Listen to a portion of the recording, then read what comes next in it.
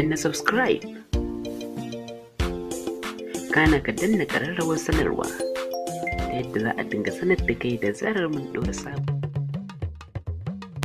Dauda zo ka tafi birni bara da karatu. Sa'a ne.